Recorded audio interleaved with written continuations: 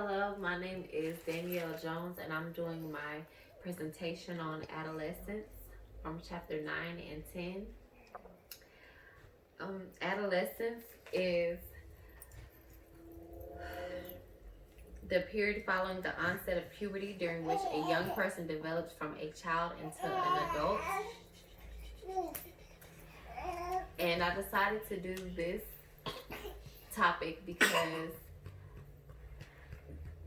going through puberty was one of the most challenging parts of my life, and it will be interesting to get to know why I went through certain phases and things and stuff like that. And I also have two teenage stepchildren, and I want to be able to find out how their mind works and how their body works so that way I can communicate with them better.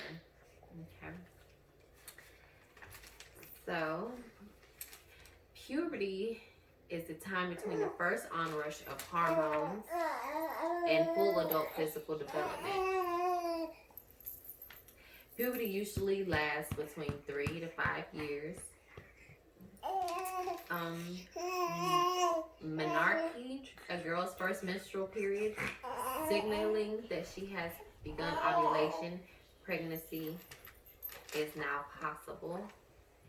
That's one of the terms I learned in the out of the 5 sources that I researched. Also, I learned about spermarchy, a boy's first ejaculation of sperm, when erections can occur as early as infancy, but ejaculation signals sperm production. Okay. Another fact I learned is at age 11 or 12 is when you can usually visually see like the body mature. Precocious puberty is a sexual development before the age of 8 in girls and before the age of 9 in boys. Okay. This occurs in about one in every 5,000 children, and nobody really knows why.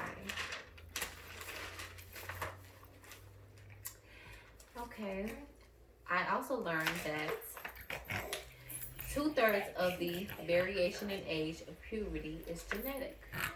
So if your mom has weight on her and her mom has weight on her, or has breasts early, then 9 times out of 10, well, 2 out of 3 of the variation, yeah, you will develop early. Okay. Girls usually develop faster than boys, before boys.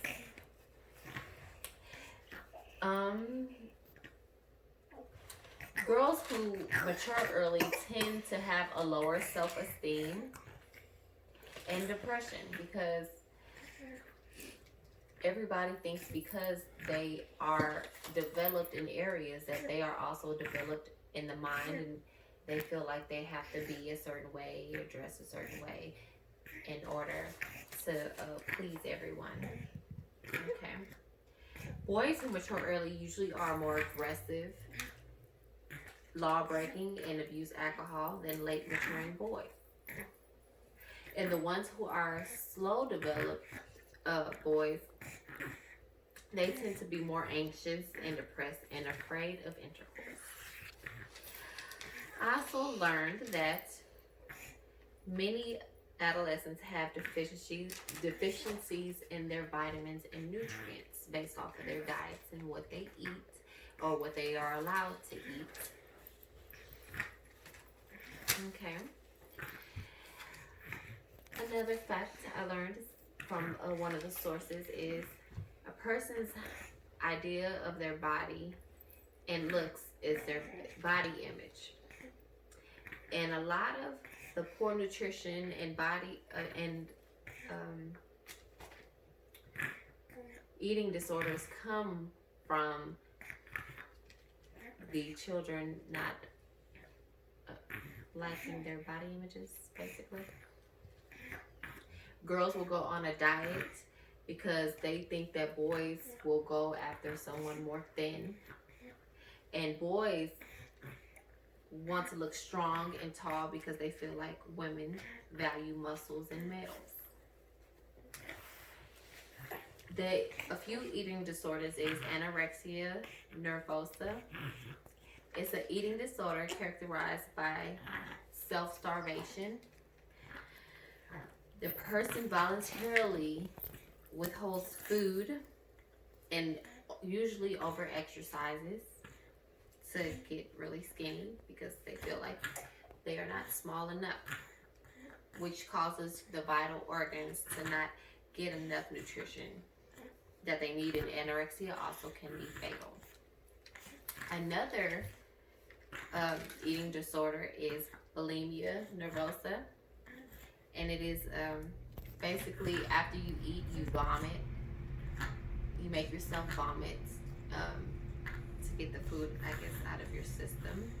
It's induced vomiting, and also they use laxatives, like overuse of laxatives.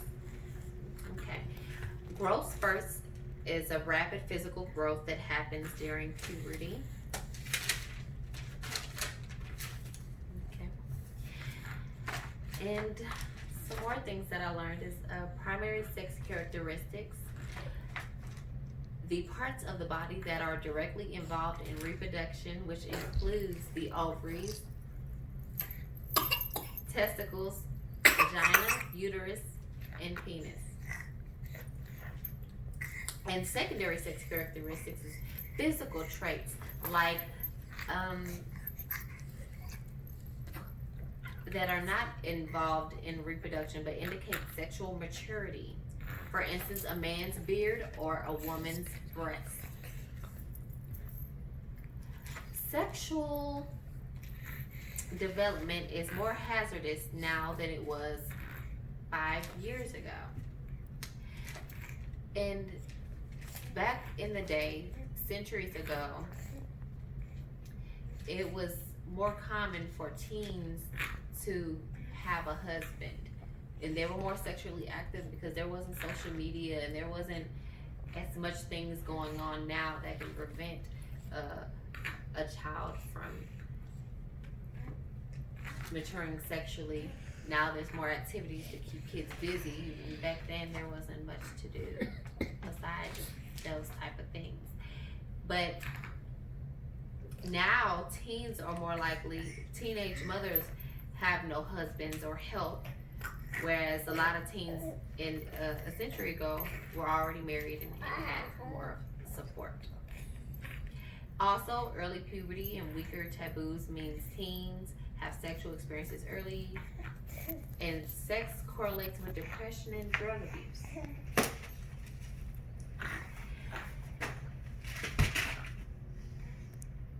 And those are all the things that I've learned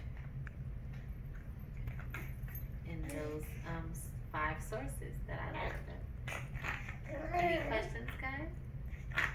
No? Everything sounds correct. Okay, thank you. They are correct because I studied them hard.